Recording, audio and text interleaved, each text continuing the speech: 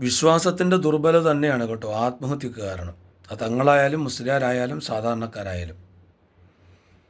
പലപ്പോഴും നമ്മുടെ ജീവിതത്തിൽ വരുന്ന പ്രയാസങ്ങളും ബുദ്ധിമുട്ടുകളുമൊക്കെയാണ്, രോഗങ്ങളുമൊക്കെയാണ് നമ്മളെ ഇത്തരം പ്രവണതകളിലേക്ക് പ്രേരിപ്പിക്കുന്നത്. രക്ഷപ്പെടാൻ വേണ്ടിയിട്ടാണ് ഈ മാർഗം സ്വീകരിക്കുന്നതെങ്കിൽ ആരെങ്കിലും ഇന്ന് ആത്മഹത്യ കൊണ്ടൊരു പരിഹാരം കണ്ടെത്തിയതായി നമ്മുടെ ചരിത്രത്തിലില്ല. നഷ്ടം അവർക്ക് മാത്രം. ഒരു കാര്യം ഓർക്കുക, രക്ഷപ്പെടാൻ വേണ്ടിയിട്ടാണ് നീ ചെയ്യുന്നതെങ്കിൽ ഒരു വിശ്വാസിയെ സംബന്ധിച്ചിടത്തോളം മരണശേഷം കാലാകാലം ശാശ്വതമായി വരാനിരിക്കുന്ന പരലോക ജീവിതം ഭയാനകരമായിരിക്കും. മറ്റൊരാളെ കൊല്ലുന്നത് വൻപാപമാണെങ്കിൽ അതിനേക്കാൾ ഗൗരവമുള്ളതാണ് സ്വന്തം ശരീരത്തിനെ കൊല്ലൽ.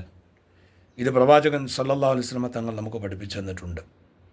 നമ്മളൊരു വിശ്വാസി എന്ന നിലക്ക് നാം അതിൻ്റെ ഗൗരവം മനസ്സിലാക്കേണ്ടതുണ്ട്. പ്രവാചകൻ സല്ലല്ലാഹു അലൈഹി വസല്ലം തങ്ങൾ പഠിപ്പിച്ചതനുസരിച്ച് ഒരു ആത്മഹത്യ ചെയ്ത ആളുടെ മയ്യത്ത് നബിയുടെ കൊണ്ടുവന്നപ്പോൾ നബി തങ്ങൾ നിസ്കരിക്കാതെ മാറി നിന്നിട്ടുണ്ട്. എന്നാൽ സഹാബാക്കൾ അത് നിസ്കരിച്ചിട്ടുമുണ്ട്. ഞാനിത് പറയാൻ കാരണം ആത്മഹത്യ നടക്കുന്നിടത്തൊക്കെ ചിലപ്പോഴൊക്കെ ചില വിവാദങ്ങൾ ഉയർന്നു വരാറുണ്ട്. അദ്ദേഹത്തിൻ്റെ മയ്യത്ത് നിസ്കരിക്കാൻ പാടുണ്ടോ, അയാൾക്ക് വേണ്ടി പ്രാർത്ഥന നടത്താൻ പാടുണ്ടോ, ഇന്നും ചില ആളുകൾ അത് ചോദ്യം ഉന്നയിക്കുന്നവർ ഇന്നും കാണാം. പക്ഷെ നമ്മൾ മനസ്സിലാക്കുക, നമ്മൾ ഷാഫി മദ്ഹബുകാരാണ്. അള്ളാഹുവിൻ്റെ പ്രവാചകൻ മയ്യത്ത് നിസ്കരിക്കാതെ മാറി നിന്നത് അന്നത്തെ ഒരു സമൂഹത്തെ ഈ ചെയ്ത പണി നീചമാണ് എന്നും നികൃഷ്ടമാണ് എന്നും ഭയാനകരമാണ്, അതിന് വരാനിരിക്കുന്ന ഭവിഷ്യത്ത് എന്നും ബോധ്യപ്പെടുത്താനും അതിൽ നിന്നൊരു സമൂഹത്തെ തടയാനും വേണ്ടിയിട്ടാണ് പ്രവാചകൻ അത് ചെയ്തത്. പക്ഷേ സഹാബാക്കൾ അത് നിർവഹിച്ചിട്ടുണ്ട്.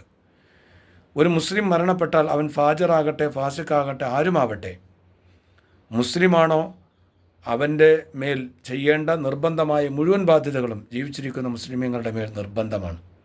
അതുകൊണ്ട് അത് നിർവഹിച്ചേ മതിയാവും. അത് നമ്മൾ നിർവഹിക്കുക തന്നെ വേണം. അതിനുവേണ്ടി മൈത്തിസ്കാരം, പ്രാർത്ഥന പോലെയുള്ള കാര്യങ്ങൾ നിർവഹിച്ചേ മതിയാവൂ എന്നർത്ഥം. എന്നാൽ നാട്ടിലെ പ്രമുഖരും ഉസ്താദന്മാരും പ്രധാന വ്യക്തികളുമൊക്കെ ആ നാട്ടിൽ ഇതിൽ നിന്ന് ഞാൻ വിട്ടുനിന്നാൽ ഒരു സമൂഹത്തിന് പാഠമാകുമെന്ന് കണ്ടാൽ അവർക്കിത്തരം കാര്യങ്ങളിൽ നിന്ന് വിട്ടു നിൽക്കൽ അനുവദനീയമാണ്. അതും വിവാദമാക്കേണ്ടതില്ല എന്നർത്ഥം.